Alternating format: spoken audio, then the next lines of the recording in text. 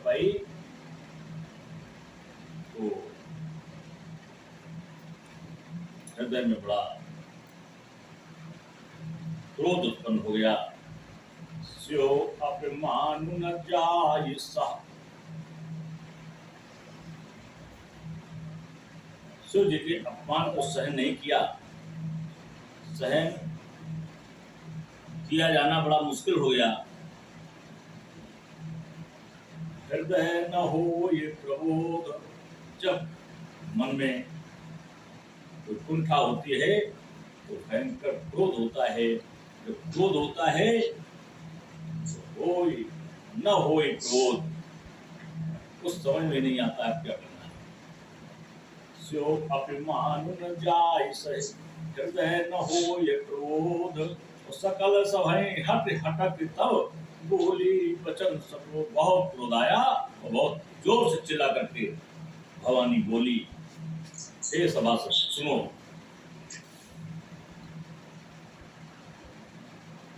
हे मुनीश्वर सुनो, जिन्होंने भगवान शंकर की निंदा कही और जिन्होंने भगवान शंकर की निंदा सुनी उनको तुरंत ही फल प्राप्त होता है।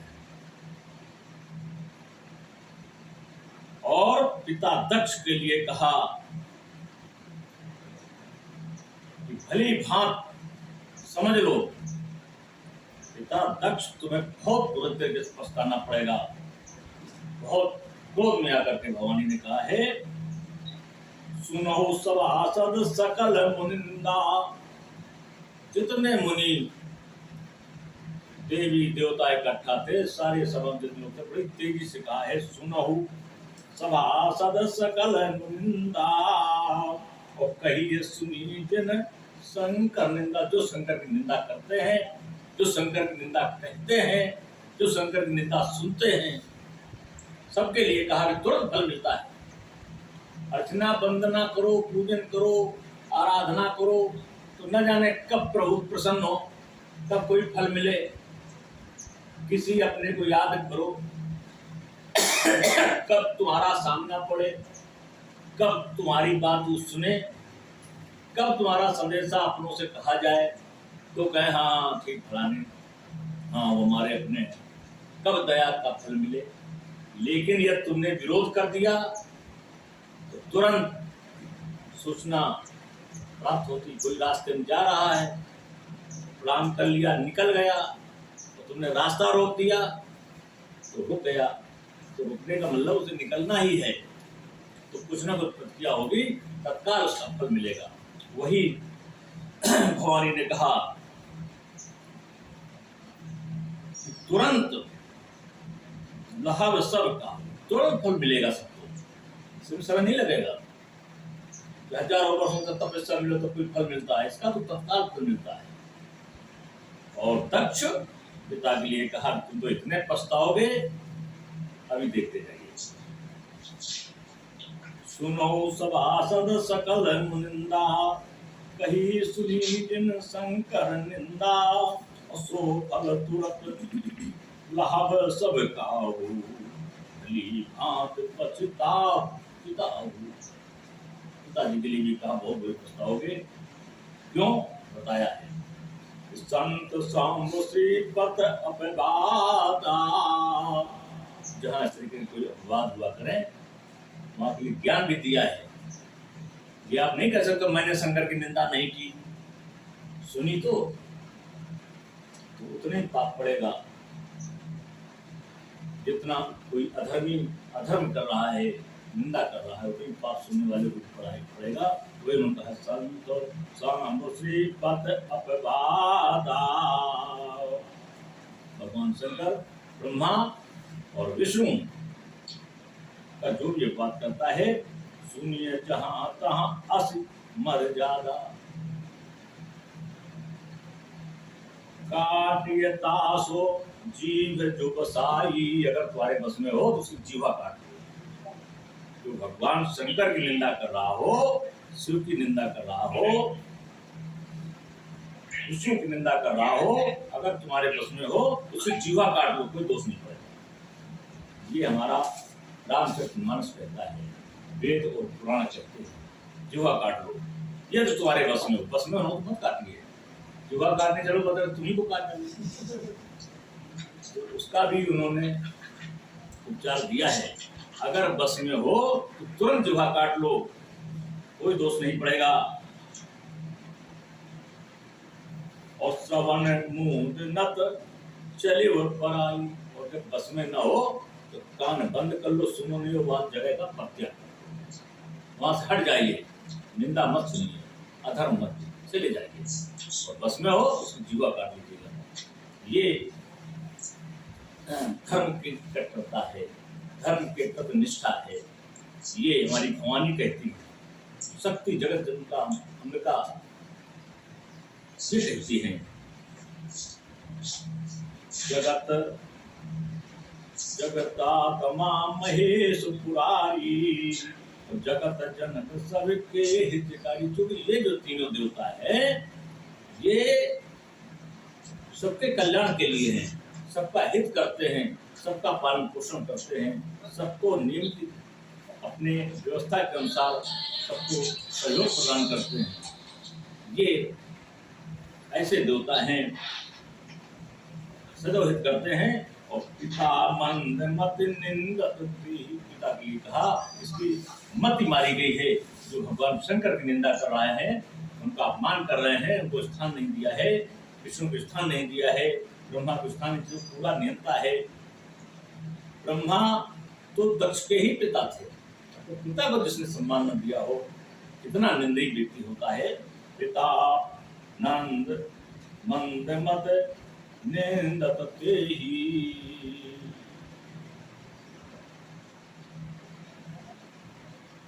दक्ष शोक संभोज देहि।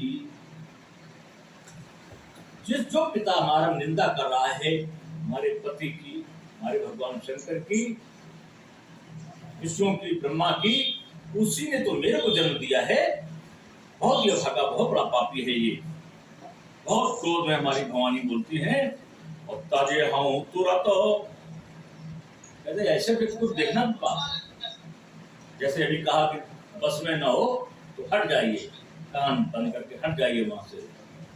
तो पिता थे, इसलिए पिता का स्वयं अपने हाथ से सत्कर्म नहीं किया हमारी भवानी ने, लेकिन अपने को ही वहां से नष्ट कर लिया है। कहती है ताजे हूं तुरंत देह हेतु, मैं तुरंत अपने देह का समाप्त कर लूंगी। किसके लिए? भगवान शंकर के लिए।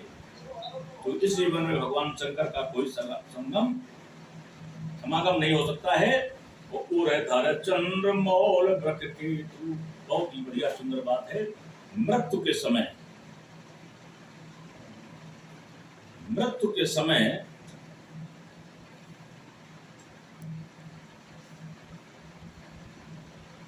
आपका मन जैसा हो जाए, मन भड़बड़ाता है जब आत्मा निकलती है। मन आ गया कि हमारे अपना परिवार है, जिस पर जितना स्नेह है, जिस पर अधिक स्नेह है, उसकी तरफ अगर मन भटक जाता है तो उस व्यक्ति का जीवन या जीव आत्मा निकल करके उसी में प्रवेश करती है, वहीं वो जन्म लेता है। लोग कहते हैं फलाने थे लेकिन मेरे घर में आ गए, सपना दे करके वो वहां प्रकट होते हैं, उत्पन्न होते हैं, जन्म लेते हैं। मन चला गया सांप बिच्छी में तो सांप बिच्छी बनते हैं। मन चला गया जानवरों में, तो हम गैया पाले थे, फलाना पाले थे, खेती है, ये हम मर जाएंगे तो हमारे बच्चों का क्या होगा, हमारे मकान दुकान का क्या होगा। जिसमें उसकी आत्मा भटक गई, अंत समय वो उसी में जन्म ले लेता है। ज्यादा दिमाग घूम गया तो घर में बिल्ली बनती है, भटकती रहती है अपने घरों में।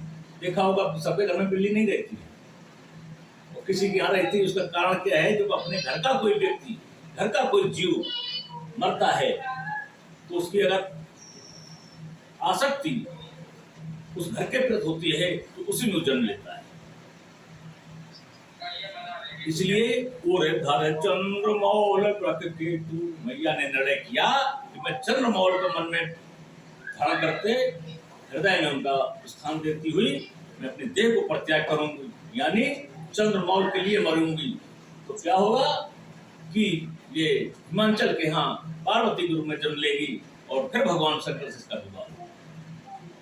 तो ये जन्मों जन्मों का लोग कहते हैं सात जन्मों का साथ कारण यही होता है, पर पत्नी के संबंध अच्छे रहते हैं तो एक जन्म क्या हर जन्म में एक दूसरे से मिलते हैं, और तब तक जो भटकता है जब तक दोनों का संयोग नहीं बनता, दोनों का जन्म नहीं हो जाता।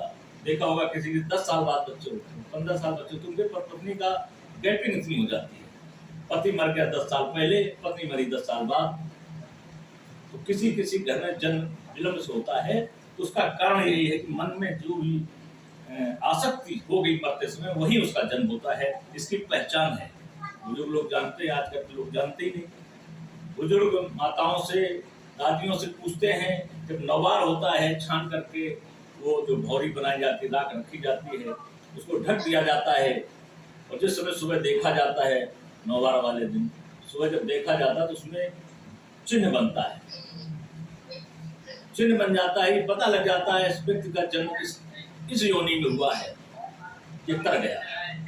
ये लोग घर के लोग जान लेते हैं, आजकल के लोग जानते नहीं, पूछना भी अच्छा नहीं मानते, ढोंग धतूरा मानते हैं। काव ढके नहीं, और जब ढकेंगे नहीं तो कोई चीज अंदर घुस गई, कोई निकल गई तो चिन्ह उसी का बनेगा, उसे सच्चाई पता नहीं लगती है। ये बहुत ही सुंदर रामचरितमानस ऐसे नहीं लिखा गया, एक एक शब्द इसका मूल मंत्र है। और चंद्रमौल, इसीलिए कहा गया है चंद्रमौल को मन में धारण करके हमारी सती ने निश्चय कर लिया कि मैं अपनी देह को त्याग कर दूंगी, और आसे कही जो हो गए आगे न तनु जारा, नाटक दिखाते हैं वो प्रविष्ट हो गई, अग्निकुंड में कूद गई। ऐसा नहीं है, बहुत तेज क्रोधाग्नि जलाई उन्होंने अपने शरीर में, आसे कही जोग आगे न तनु जारा, इतना क्रोध से मैया ने सबको कहा और क्रोध अग्नि उत्पन्न कर ली और जल गई, अपने क्रोधाग्नि जल धू धू करके जलने लगी। भय हो सकल मख हा कर, मख कहते हैं यज्ञ को। देखा जब धू धू करके जलने लगी, सबका ध्यान इधर उधर हट गया और देखने लगी ये क्या हो गया, तमाशा देखने लगे सारे लोग, हाहाकार मच गया। फिर क्या हुआ, सती मरण सुन, और जैसे ही हाहाकार मचा तो देव गड़ गए थे साथ में, गड़ गए थे साथ में। वो मैया सती को जलते देखा तो उन्होंने विध्वंस करना शुरू कर दिया, यज्ञ विध्वंस करना शुरू किया, तो सभी एकत्रित हुए, देवता भागने लगे। तो भृगु जी ने यज्ञ की रक्षा की, भृगु जी ने यज्ञ की रक्षा की। तब तक क्या हुआ, सती मरण सुन शंभुगन, को लगे करन मख कीस, यज्ञ विध्वंस विलोक रक्षा कीन मुनीस। सती का मरना सुना,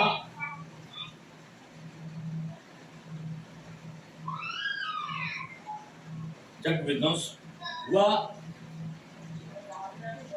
भृगु ने यज्ञ की रक्षा की, गणों से युद्ध किया। तब तक गढ़ जाकर के भगवान शंकर को सूचना दे दिए ऐसा ऐसा हो गया, सारा वृत्तांत सुनाया। बस फिर क्या हुआ, यहाँ तो भृगु ने रक्षा कर दी यज्ञ की, लेकिन जब भगवान शंकर को सूचना मिली, फिर देखें इस समाचार जब शंकर पाए, वीर भादु करी कोप पठाए, तुरंत वीरभद्र को उत्पन्न कर दिया। काली जटा जैसे पटकी, वीरभद्र खड़ा हो गया,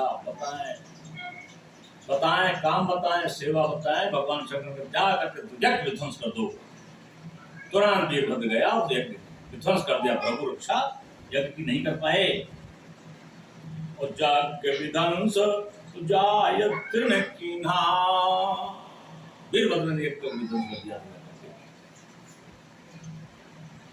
सकल सुरन विधवत फलो दीन, जितने देवी देवता गए थे, एक मुख्य व्यक्ति का अपमान हो रहा है, और बाकी लोग पहुंच गए सम्मान के लिए। कुछ तो सोचे ठीक है भगवान शंकर जी का तो हमें को स्थान मिल गया, और वो आते तो हमें सम्मान ही न मिलता। सबके अपने भाव तो सबको दंडित किया, तुम्हारे मुखिया को ही न पूछा जाए उनका तुम भी भागीदार हो। दंड के सबको दंडित किया, वीरभद्र ने किसी को नहीं छोड़ा, सारी देवी देवताओं को भी मारा। सकल असुर ने भी देव बात फलों की, जितनी जरूरत थी उतने फल दिया, जितने जैसी सोच का व्यक्ति था उस तो पहुंच गए। उससे का भगवान शंकर नहीं तो मन में सोचे, उनको अंदर से कष्ट रहा कि बुलाना चाहिए था, उनको वैसे दंड दिया ताकि तुमने जब देखा भगवान शंकर नहीं थे, ब्रह्मा तो तुमको जलाना चाहिए था, नहीं चले आए, खाने पीने चक्कर में बैठे रहे, तो फिर उनको भी दंड दिया, लेकिन उतना ही दंड दिया जितने वो भागीदार थे, जिसकी जैसी भावना थी वैसे उनको दंड मिला है। भय जग विदित दक्ष कत सोई, दक्ष की जो गति हुई है और जस कछु सम्मुख विमुख गए हुई, उसकी वैसी ही गति होती है जो सम्मुख विरुद्ध कार्य करता है, दक्ष जैसी उसकी गति होती है। ये हमारा रामचरितमानस कहता है कि भय भय जग विदित है दक्ष गत सो, पूरा संसार जानता है दक्ष की क्या गति हुई। भगवान शंकर ने दक्ष की क्या गति की, इसलिए बहुत विस्तार में यहाँ नहीं कहना है, बहुत समय लगेगा। भगवान शंकर आते हैं और कंधे पर सती को रख लेते हैं, दक्ष को समाप्त कर देते हैं, सब विध्वंस मच जाता है, त्राय त्राय लोक परलोक होने लगता है। सारी देवी देवता प्रार्थना करते हैं। बाद में हमारे भगवान विष्णु और ब्रह्मा को भी ये लगा कि सब प्रलय आ जाएगी, इनको रोका जाए, तो बड़ी मुश्किल से इनका क्रोध शांत होता है और जहां जहां उनका खून गिरा है परिस्थिति का, वहां वहां मंदिर बने हैं। बहुत ही विस्तार से विस्तृत कथा है, समय को ध्यान रखते हुए ज्यादा उस पर चर्चा नहीं है कि दक्ष की जो गति हुई है, जैसे कछु सम्मुख विमुख, जो भगवान शंकर के विपरीत होता है, जिसका शत्रुता निभाता है, उसकी ठीक वैसी गति होती है जैसे दक्ष की गति हुई। सर्वशक्तिमान दक्ष की जो गति होती है उसी प्रकार हम साधारण प्राणी की कोई गिनती नहीं, इसलिए भगवान शंकर का विरोध नहीं करना चाहिए। है इतिहास सकल जग जानी, ताते मैं संक्षेप बखानी। ये सारे लोग जानते हैं, इसलिए संक्षेप में यहाँ बाबा तुलसीदास ने संक्षेप में चरित्र कहा है। सती मरत हरिशन बरु मांगा, जन्म जन्म से पद अनुराग। इसमें सती मरती है, मरने के पहले भगवान शंकर से एक ही वरदान मांगती है कि प्रभु जो हुआ हुआ, लेकिन जन्म जन्म में हमें तुम्हारा ही साथ मिले, ऐसा वर मांगा है। पद का अनुराग मिले, ऐसा वर मांगा है। तेहि कारण ही निगर रह जाई, इसी कारण से हिमगिर के यहाँ, हिमांचल के यहाँ, ये उनके घर में, हिमगिर के घर में, हिमांचल राजा के यहाँ जन्मी है पार्वती तन पाई। पार्वती के रूप में इसने तन प्राप्त किया है, पार्वती के रूप में इसने जन्म लिया है। बोलिए पार्वती मैया की जय।